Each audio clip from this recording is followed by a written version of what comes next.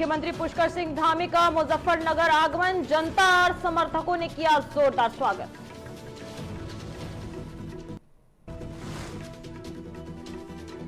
गृह मंत्री अमित शाह के दौरे के चलते हरिद्वार हाई अलर्ट पर, सुरक्षा के कड़े इंतजाम किए गए।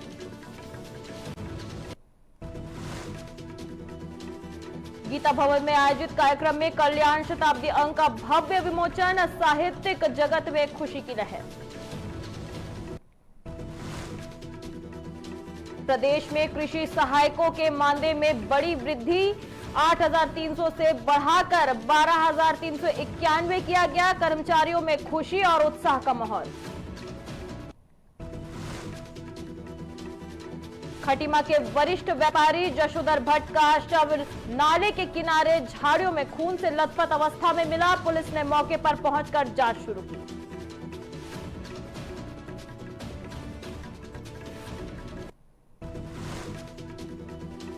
नमस्कार, आप देख रहे हैं न्यूज टीवी इंडिया और मैं आपके साथ श्रेयोशी। चलिए खबरों की शुरुआत करते हैं बड़ी खबर के साथ। बड़ी खबर देहरादून से आ रही है, जहां उत्तराखंड के मुख्यमंत्री पुष्कर सिंह धामी आज उत्तर प्रदेश के मुजफ्फरनगर पहुंचे, जहां मंत्री कपिल देव अग्रवाल और भाजपा नेताओं ने उनका गर्मजोशी से स्वागत किया।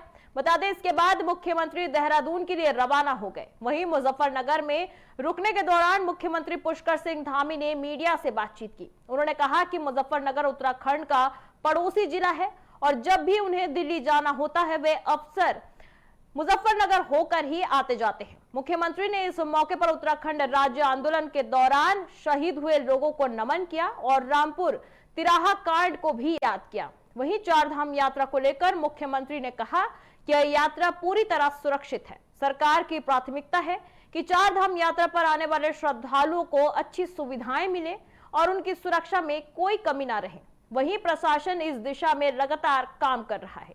वहीं प्रयागराज माघ मेले में स्वामी अभिमुक्तेश्वर नंद के साथ हुए बदसलूकी के सवाल पर मुख्यमंत्री ने कहा कि सरकार अपना काम कर रही है और यह कोई राजनीतिक विषय नहीं। उन्होंने कहा कि कानून अपना काम करेगा।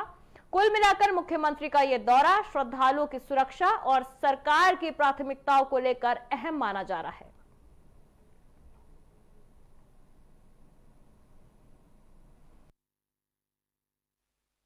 मुजफ्फरनगर से जाना हो रहा है क्योंकि रास्ते में है मुजफ्फरनगर और हमारे पड़ोस में है। और मुजफ्फरनगर एक बहुत ऐसा स्थान है जहां से उत्तराखंड राज्य स्थापना की बहुत बड़ी यादें जुड़ी हुई हैं, स्मृतियां जुड़ी हुई हैं। यहीं पर मुजफ्फरनगर का जो रामपुर तिराहा है, वहां पर रामपुर तिराहा कांड हुआ। जब भी हम यहाँ से गुजरते हैं उस स्थान को भी नमन करते हैं, क्योंकि और प्रत्येक वर्ष 2 अक्टूबर को श्रद्धांजलि सभा होती है। हम सभी उत्तराखंड के आंदोलनकारियों को, हमारे बलिदानियों को, उन सभी का स्मरण करते हैं उनको। चलिए अगली खबर हरिद्वार से आ रही है, जहां केंद्रीय गृह मंत्री अमित शाह के प्रस्तावित दौरे से पहले हरिद्वार जिला पूरी तरह अलर्ट मोड पर है। बता दें, सुरक्षा व्यवस्था को लेकर प्रशासन ने सभी तैयारियां पूरी कर ली है और वीवीआईपी सुरक्षा की फुल ड्रेस रिहर्सल भी कराई गई है। पुलिस लाइन रोशनबाद में वीवीआईपी ड्यूटी में लगे पुलिस बल की हाई लेवल ब्रीफिंग हुई है।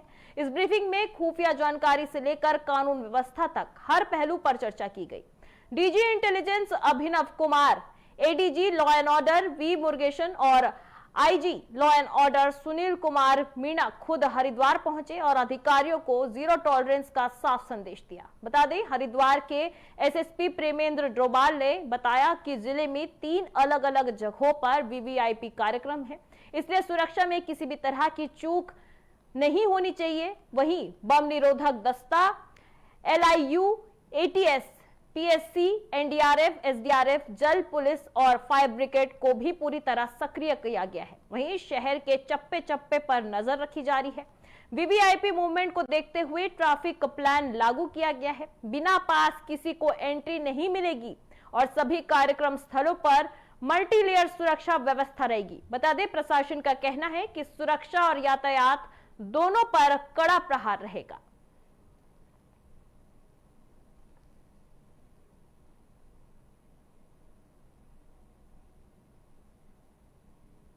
चलिए बढ़ते हैं अगली खबर की ओर। अगली खबर ऋषिकेश से आ रही है, जहां केंद्रीय गृह एवं सहकारिता मंत्री अमित शाह आज उत्तराखंड के दौरे पर हैं। उनके ऋषिकेश और हरिद्वार दौरे को लेकर पुलिस और प्रशासन पूरी तरह अलर्ट मोड पर है और सुरक्षा के कड़े इंतजाम किए गए हैं। जानकारी के मुताबिक केंद्रीय गृह मंत्री अमित शाह दोपहर के समय ऋषिकेश पहुंचेंगे। वो गीता भवन में आयोजित एक विशेष कार्यक्रम में शामिल हुए, जहां गीता प्रेस द्वार प्रकाशित मासिक पत्रिका कल्याण के शताब्दी अंक का विमोचन भी उन्होंने किया। इस दौरान अमित शाह मां गंगा के आशीर्वाद भी लिए। गृह मंत्री के दौरे को देखते हुए ऋषिकेश में सुरक्षा व्यवस्था और कड़ी कर दी गई थी। बता दें, पुलिस बल के साथ साथ खुफिया एजेंसियां भी पूरी तरह सक्रिय रही। वहीं सुरक्षा कारणों से स्वर्ग आश्रम क्षेत्र में स्थित जानकी सेतु पुल को अस्थायी रूप से आम जन के लिए बंद कर दिया गया है। बताया जा रहा है कि अमित शाह करीब 3 बजे वायुसेना के हेलीकॉप्टर से स्वर्ग आश्रम हेलीपैड पर पहुंचे, जहां वे सीधे कार्यक्रम स्थल के लिए रवाना हो गए। प्रशासन ने लोगों से अपील की कि वे ट्रैफिक नियमों का पालन करें और सुरक्षा जांच में सहयोग करें। पूरे दौरे को लेकर प्रशासन पूरी तरह सतर्क है और किसी भी तरह की लापरवाही न बरतने के निर्देश दिए गए हैं।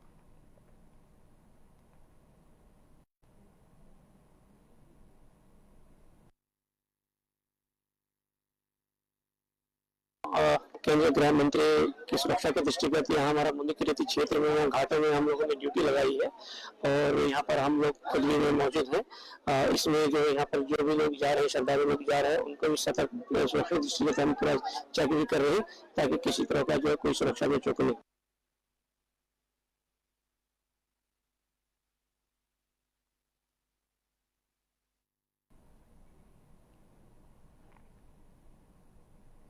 आज प्रदेश के कृषि मंत्री गणेश जोशी से कृषि सहायकों के पदाधिकारियों का एक प्रतिनिधि मंडल उनके शासकीय आवास पर मिला। इस दौरान प्रतिनिधि मंडल ने कृषि मंत्री को फूलों की माला और पुष्पगुच्छ भेंट कर उनका धन्यवाद किया।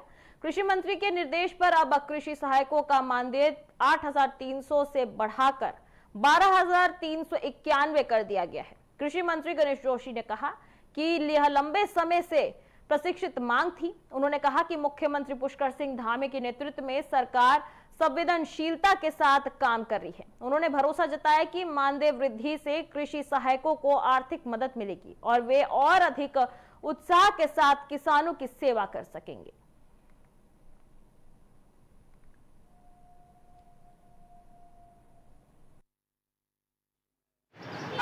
नवीन जी को शुभकामनाएं देता हूं, बधाई देता हूं।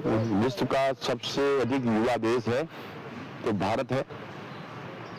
आज विश्व की आबादी का 60% युवा भारत में रहता है और आज कल की घोषणा हुई है। इससे आज पूरे भारतीय जनता पार्टी के कार्यकर्ताओं में, देश में एक उत्साहवर्धन हुआ है। जहां कांग्रेस का युवा और सपा का युवा 55 साल का है, हमारा युवा बिल्कुल वास्तव में युवा है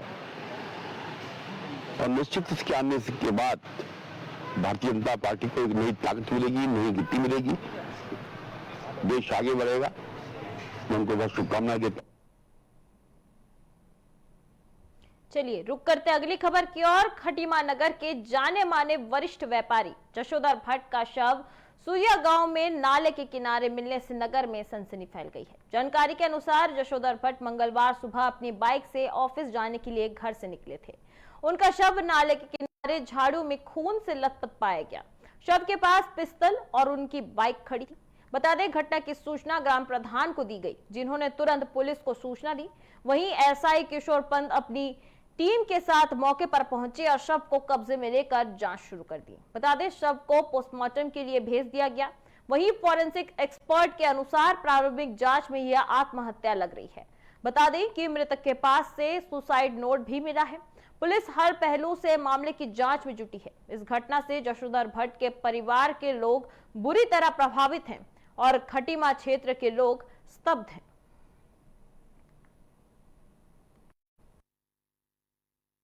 ये गांव वालों को इस तरह से मुझे सूचना आई थी तकरीबन 1:30 बजे के आसपास।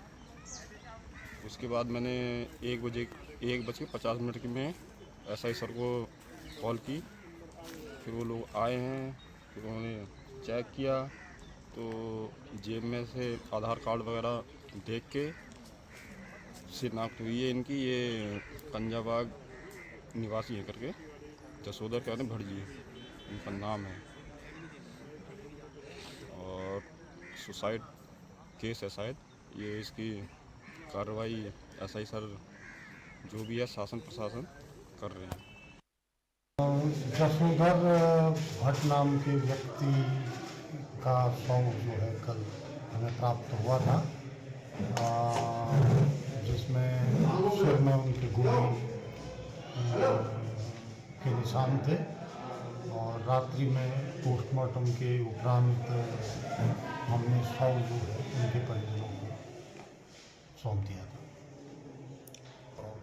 बाकी जो भी घटनाक्रम होंगे वो पोस्टमार्टम की रिपोर्ट के बाद ही पता चल पाएगा। चलिए अगली खबर आ रही है देहरादून से, जहां प्रदेश में लगातार कड़ाके की ठंड के बीच अब मौसम में बदलाव देखने को मिल रहा है। बता दें, मौसम विभाग ने अगले दिन के लिए मौसम अपडेट जारी कर दिया है। मौसम विशेषज्ञों का कहना है कि 22 जनवरी की रात से पश्चिमी विक्षोभ प्रदेश के मौसम को प्रभावित कर सकता है। गढ़वाल क्षेत्र में देहरादून, उत्तरकाशी, रुद्रप्रयाग और चमोली में हल्की से बहुत हल्की बारिश और बर्फबारी हो सकती है। वहीं कुमाऊं क्षेत्र में पिथौरागढ़ और बागेश्वर में हल्की बारिश और बर्फबारी देखने को मिल सकती है। उन्होंने बताया कि 23 जनवरी को अधिकांश मैदानी और पर्वतीय क्षेत्रों में हल्की से मध्यम बारिश हो सकती है और 2300 मीटर या उससे अधिक ऊंचाई वाले पहाड़ी क्षेत्रों में बर्फबारी हो सकती है। इसके अलावा 24 और 25 जनवरी को उत्तरकाशी, रुद्रप्रयाग, चमोली, पिथौरागढ़ और बागेश्वर में बहुत हल्की से मध्यम दर्ज की बारिश और बर्फबारी जारी रह सकती है।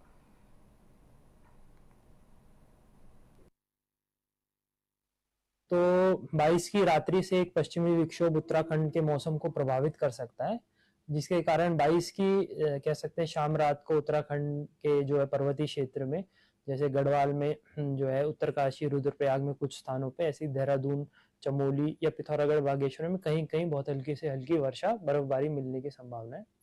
23 तारीख को उत्तराखंड में ज्यादातर स्थानों पर मैदानी क्षेत्रों एवं जो है पर्वतीय क्षेत्रों में हल्की से मध्यम वर्षा और 2300 मीटर या उससे अधिक ऊंचाई वाले क्षेत्र है, वहां पर बर्फबारी मिलने की संभावना है। 24 से एक्टिविटी कम हो जाएगी। 24-25 में उत्तराखंड के जो अंदर के जनपद हैं, उत्तरकाशी, रुद्रप्रयाग, चमोली, पिथौरागढ़, बागेश्वर, वहां पर कुछ स्थानों पर बहुत हल्की से हल्की वर्षा, बर्फबारी मिल सकती है। तो ये कहेंगे कि मेन एक्टिविटी जो है वो 23 जनवरी को है, जिसमें उत्तराखंड में ज्यादातर स्थानों पे हल्की से चलिए बढ़ते अगली खबर की ओर। देहरादून से खबर आ रही है, जहां राजधानी देहरादून में आज महानगर सिटी बस सेवा समिति ने परिवहन विभाग के खिलाफ जोरदार प्रदर्शन किया। प्रदर्शन के दौरान समिति के सदस्यों ने शहर में चल रही बसों से जुड़ी अपनी मांगे रखी और परिवहन विभाग पर गंभीर आरोप लगाए। बता दें, महानगर सिटी बस सेवा समिति के अध्यक्ष विजयवर्धन डंडरियाल ने कहा कि परिवहन विभाग के अधिकारी माननीय उच्च न्यायालय नैनीताल के आदेशों का पालन नहीं कर रहे हैं। उन्होंने बताया कि हाईकोर्ट की डिवीजन बेंच ने 3 सितंबर 2025 को साफ निर्देश दिए थे कि 8 सीटर टाटा मैजिक या सिंगल दरवाजे वाले टाटा मैजिक वाहनों के परमिट का नवीनीकरण नहीं किया जाएगा। बता दें कि इसके बावजूद आरटीओ देहरादून द्वारा ऐसे वाहनों के परमिट लगातार नवीनीकृत किया जा रहा है। वहीं विजयवर्धन डंडियाल ने कहा कि 8 से 10 सीटर टाटा मैजिक वाहनों को सिटी बस दिखाकर स्टेज कैरेज बस का परमिट दिया जा रहा है। बता दें कि जो नियमों के खिलाफ है, उन्होंने कहा कि यह सब परिवहन अधिकारियों की मिलीभगत से हो रहा है और इसमें भ्रष्टाचार साफ नजर आता है। वहीं सिटी बस समिति ने सरकार से पूरे मामले की निष्पक्ष जांच की मांग की है। उन्होंने चेतावनी दी कि यदि उनकी मांगों पर ध्यान नहीं दिया गया तो आंदोलन और तेज किया जाएगा। वहीं अनिश्चितकालीन हड़ताल की जाएगी और साथ ही जरूरत पड़ी तो दिल्ली के जंतर मंतर पर भी प्रदर्शन किया जाएगा।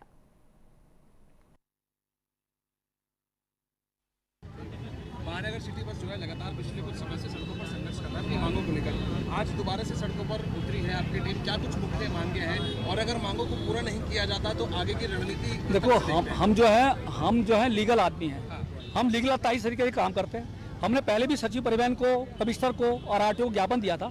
हमने कहा था कि हम चरणबद्ध तरीके से करेंगे अगर अपने हाई कोर्ट के माननीय उच्च न्यायालय का आदेश का पालन नहीं करा। अब मैं आपको बताता हूं कि 3 सितंबर 2025 को माननीय उच्च न्यायालय द्वारा मुख्य न्यायाधीश द्वारा एक आदेश जारी किया गया था, जिसमें कहा था कि जो भी आपके टाटा मैजिक में परमिट है उनको एक तो नवीनीकरण नहीं किया जाएगा, और जो पुराने भी आपने परमिट दे रखे हैं उन्हें आगे जो है जब तक फाइनल हियरिंग नहीं हो जाएगी जब तक आप उसका परमिट का नवीनीकरण नहीं करेंगे। लेकिन अभी विभाग द्वारा अभी हफ्ते 10 दिन से ही नए नवीनीकरण किए जा रहे हैं, तो कहीं ना कहीं माननीय न्यायालय के उच्च धर्मनगरी ऋषिकेश में आज केंद्रीय गृह मंत्री अमित शाह के दौरे के दौरान उस समय तनाव की स्थिति पैदा हो गई जब उनसे मिलने जा रही विभिन्न संगठनों की महिलाओं को पुलिस ने रोक दिया। बता दें कि गीता भवन के कल्याण शताब्दी महोत्सव में शामिल होने आ रहे गृह मंत्री के सामने महिलाएं अंकिता भंडारी हत्याकांड में वीआईपी का नाम उजागर करने और वन भूमि पर बसी आबादी की समस्याओं को रखना चाहती थी। जानकी झूला पुल के पास पुलिस और महिलाओं के बीच तीखी बहस हुई। महिलाओं का कहना है कि वे कोई अपराधी या आतंकवादी नहीं है, बल्कि उत्तराखंड की आम नागरिक है और अपनी बात रखना उनका हक है। हालांकि सुरक्षा प्रोटोकॉल और अनुमति न होने का हवाला देते हुए पुलिस ने उन्हें जबरन हिरासत में लिया और ऋषिकेश कोतवाली ले आई। वहीं एसएसपी अजय सिंह ने बताया कि सुरक्षा कारणों से यह कदम उठाया गया और कार्यक्रम खत्म होते ही महिलाओं को छोड़ दिया जाएगा।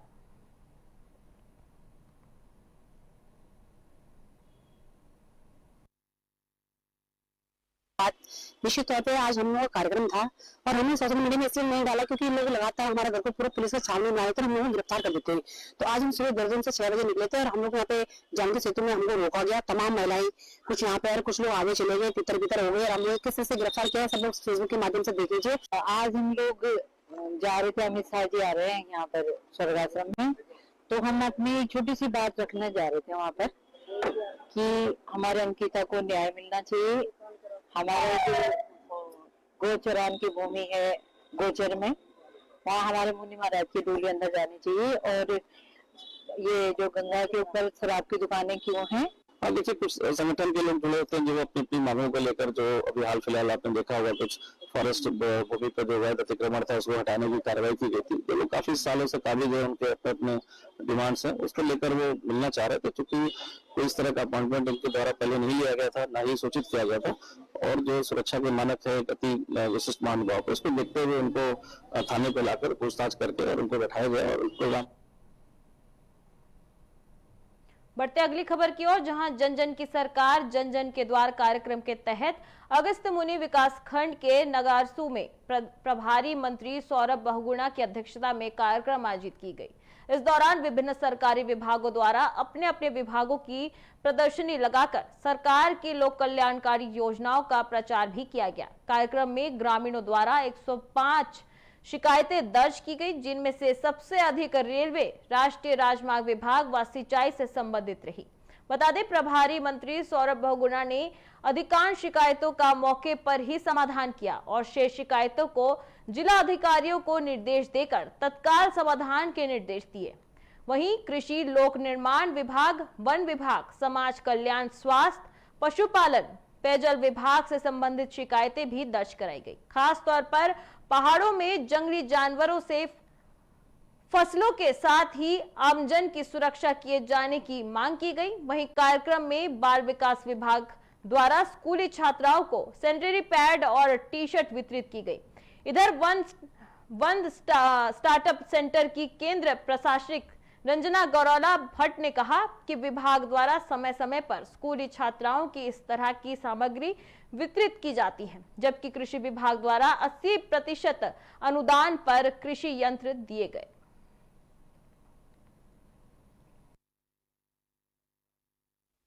तो आज यहाँ जैसे ही ये जनता दरबार लगा है, यहाँ हमने बहुत सारी शिकायतें थी। सबसे ज़्यादा हमारे रेलवे की शिकायतें थी, तो हमारे यहाँ कैबिनेट मंत्री भगुणा जोशी जी आए थे, उन्होंने भी और हमारे जिलाधिकारी महोदय ने भी हमें आश्वासन दे रखा है कि सारे काम पूरे हो जाएंगे। काश्तकार हूँ, तो कृषि विभाग से मेरा पानी जो घर से 500-600 मीटर दूरी पे सर, जो अभी तक नहीं हुई, तो मैंने ये जन जन की सरकार में अपना प्रस्ताव रखा है।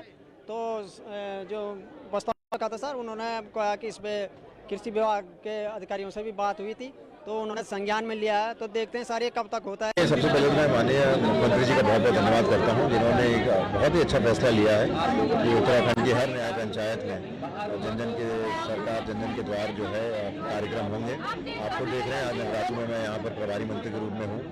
अच्छी खासे यहाँ पे लोग आए थे अपनी समस्याओं को लेकर समस्त विभागों के, चाहे वो RVNL हो, चाहे वो हमारा पशुपालन विभाग हो, डेयरी विभाग हो, PWD हो, सिंचाई हो, जल संस्थान हो, जल निगम हो, सारी। रुक करते अगली खबर की ओर, जहां योगनगरी ऋषिकेश में ऐतिहासिक श्री भरत मंदिर की ओर से आयोजित होने वाले सुप्रसिद्ध बसंत उत्सव का शानदार आगाज हो गया है।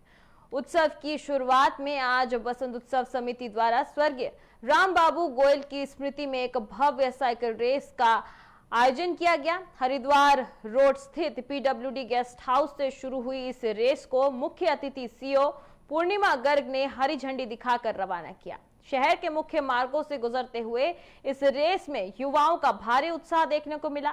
इस मौके पर CO पूर्णिमा गर्ग ने युवाओं को एक महत्वपूर्ण संदेश दिया। उन्होंने कहा कि खेल मोबाइल की स्क्रीन पर नहीं बल्कि मैदान में पसीना बहा कर खेलनी चाहिए, क्योंकि यही स्वस्थ जीवन शैली का आधार है। प्रतियोगिता के अंत में विजेता प्रतिभागियों को पुरस्कृत कर सम्मानित किया गया, जिससे पूरे शहर में उत्सव और अनुशासन का एक अनूठा संगम देखने को मिला।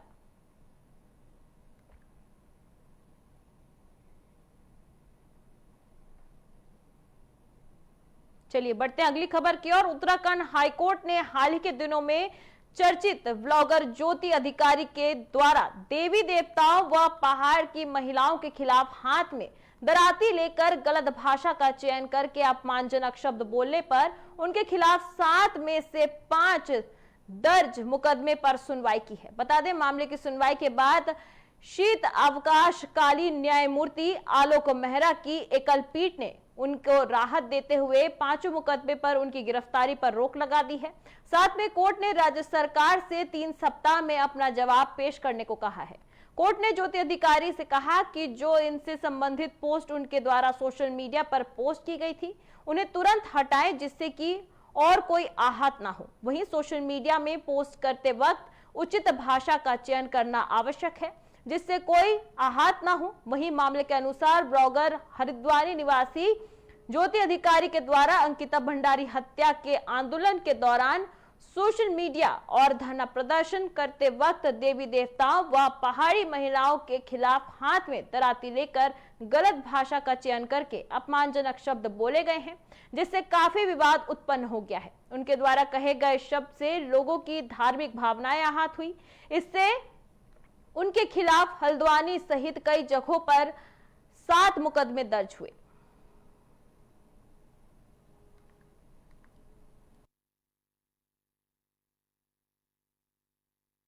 आज हमने याचिका फाइल की थी माननीय उच्च न्यायालय में। ये गिरफ्तारी पर रोक के लिए हमने माननीय उच्च न्यायालय में याचिका फाइल की थी और कोर्ट ने याचिका सुनने के बाद हमें इसमें स्टे प्रदान किया है, स्टे ग्रांट किया हमें, और सरकार को उसमें 3 हफ्ते का जवाब के लिए बोला है कि एक ऑफेंस हुआ था, जो ऑफेंस था धार्मिक भावनाओं को ठेस पहुंचाना, और एक उन्होंने जो अपने हाथों में दराती लहराई थी उसके आर्म्स एक्ट में उन्होंने बुक किया था। बट सेम ऑफेंस में उनके खिलाफ 7 FIRs हुई थी उत्तराखंड में, तो जिसमें 2 में तो ऑलरेडी वो बेल करा चुकी है हल्द्वानी से, बाकी 5 में आज हमने याचिका दायर की थी, जिसमें हमें उधम सिंह नगर जिले के गदरपुर विधानसभा सीट से भाजपा के विधायक पूर्व मंत्री अरविंद पांडे के घर पर अवैध अतिक्रमण का नोटिस चिपका दिया गया है। बता दें, प्रशासन ने 15 दिन में तोड़ने का नोटिस दिया है।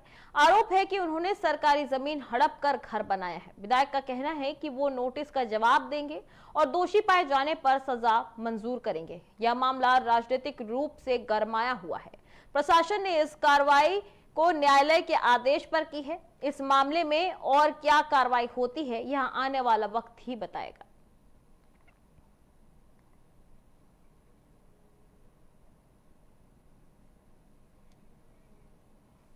बता दें कि यह मामला अरविंद पांडे के घर पर अवैध अतिक्रमण का मामला है, जहां प्रशासन द्वारा उन्हें नोटिस भेजा गया है। बता दें, प्रशासन ने कहा है कि 15 दिन में अतिक्रमण तोड़ने का आदेश दिया गया है। उनका कहना है कि उनका घर जहां बना है वो अवैध रूप से बना है। बता दें कि सरकारी जमीन हड़पने का उन पर आरोप लगाया गया है। विधायक ने कहा कि इस मामले पर वो जवाब देंगे, अगर वो दोषी पाए गए तो सजा उन्हें वो स्वीकार करेंगे। बता दें, मामला न्यायालय के आदेश पर और राजनीतिक रूप से गर्मा गया है। अरविंद पांडे के घर पर अवैध अतिक्रमण का नोटिस भेजा गया है, जहां प्रशासन ने साफ कहा है, नोटिस में साफ लिखा हुआ है कि 15 दिन में अतिक्रमण तोड़ने का आदेश दिया गया है। उनके ऊपर आरोप है कि सरकारी जमीन उन्होंने हड़पा है और उसी जमीन पर उन्होंने अपना घर बनाया है। बता दें, विधायक ने कहा है कि इस मामले पर वो जवाब देंगे और अगर इस मामले पर वो अगर दोषी पाए जाते हैं तो वो सजा स्वीकार करेंगे।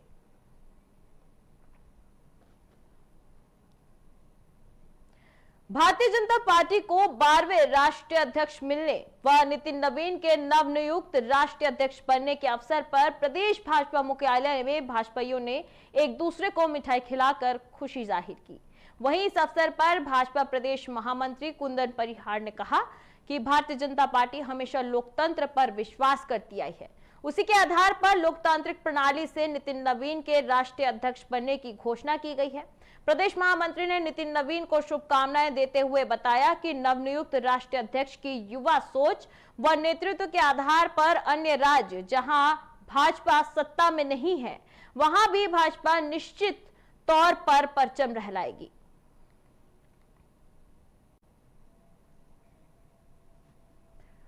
बता दें कि आज भाजपा कार्यालय में खुशी का माहौल देखने को मिला, जहां नवनियुक्त प्रदेश अध्यक्ष नितिन नवीन के कार्यभार संभालने पर भाजपाइयों में खुशी की लहर दौड़ पड़ी। इस दौरान भाजपा कार्यालय में भाजपाइयों ने एक दूसरे को मिठाई खिलाकर खुशी जाहिर की। वहीं इस अवसर पर महामंत्री ने भारतीय जनता पार्टी हमेशा लोकतंत्र पर विश्वास करती आई है, ये उन्होंने कहा है। उसी के आधार पर लोकतांत्रिक प्रणाली से नितिन नवीन के राष्ट्रीय अध्यक्ष बनने की घोषणा की गई है। इस दौरान प्रदेश महामंत्री ने कहा कि नितिन नवीन को शुभकामनाएं हैं और साथ ही उन्होंने कहा कि नवनियुक्त राष्ट्रीय अध्यक्ष की युवा सोच व नेतृत्व के आधार पर अन्य राज्यों में जहां पे भाजपा की सरकार नहीं है, भाजपा सत्ता में नहीं है, वहां भी भाजपा निश्चित रूप से परचम लहराएगी।